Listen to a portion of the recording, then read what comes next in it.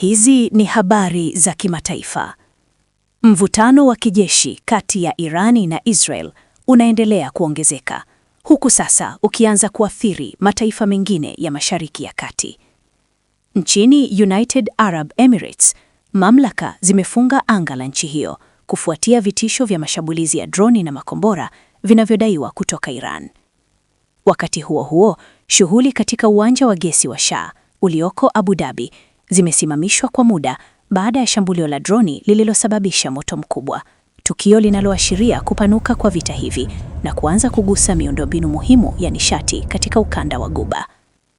Kwa upande wa kijeshi, jeshi la Israel Defense Forces limesema limefanikiwa kwa kiwango kikubwa kudhoofisha uwezo wa makombora wa Iran, likidai kuwa zaidi ya 70% ya mifumo ya kurusha makombora imeharibiwa pamoja na takriban 85% ya mifumo ya ulinzi wa anga.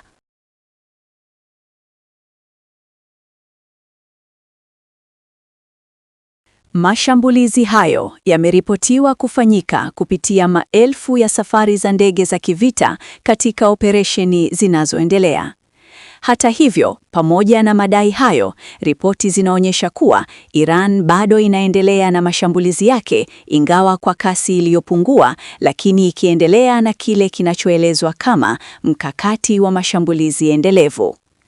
Katika hatua nyingine muhimu, Iran imetangaza wazi kuwa haitaki sitisho la mapigano kwa sasa, huku waziri wake wa mambo ya nje, Abbas Araghchi, akisema kuwa nchi hiyo inalenga kufikia matokeo ya mwisho yatakayozuia kabisa vitisho kutoka Marekani na Israel katika siku zijazo.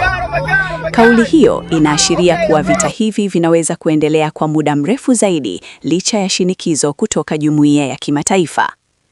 Kwa ujumla, hali ya usalama katika Mashariki ya Kati inaendelea kuwa tete na hofu ya kuongezeka kwa mapigano inaendelea kuongezeka iwapo juhudi za kidiplomasia hazitapata mafanikio.